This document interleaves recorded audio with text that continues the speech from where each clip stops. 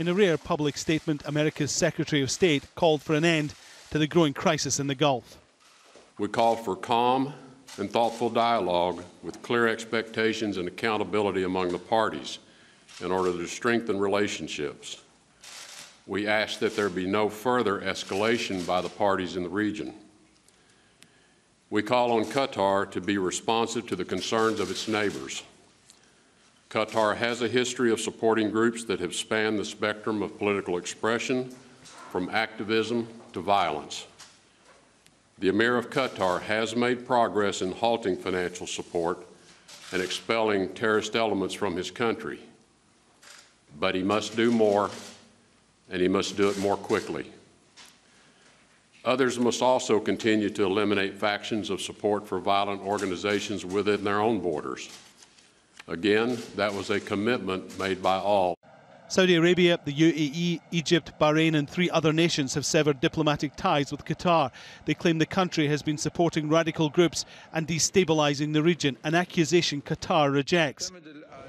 They've also imposed an embargo, blocking flights and closing the land border with Saudi. The Americans say that must now end.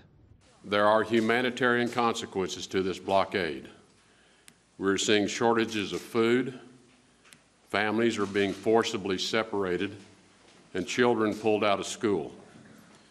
We believe these are unintended consequences. But less than an hour after the conciliatory note from his top diplomat, US President Donald Trump took a position closer to the Saudis. Nations came together and spoke to me about confronting Qatar over its behavior. So we had a decision to make.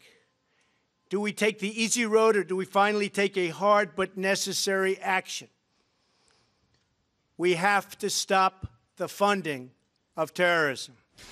Qatar's foreign minister has been looking for friends and seeking allies, insisting the action taken by the Saudis and others is illegal. His first stop, Berlin, where he struck a defiant tone. Such measures have never been exercised before against enemy states, let alone a friendly and a sister state in the Gulf Cooperation Council to take such drastic measures.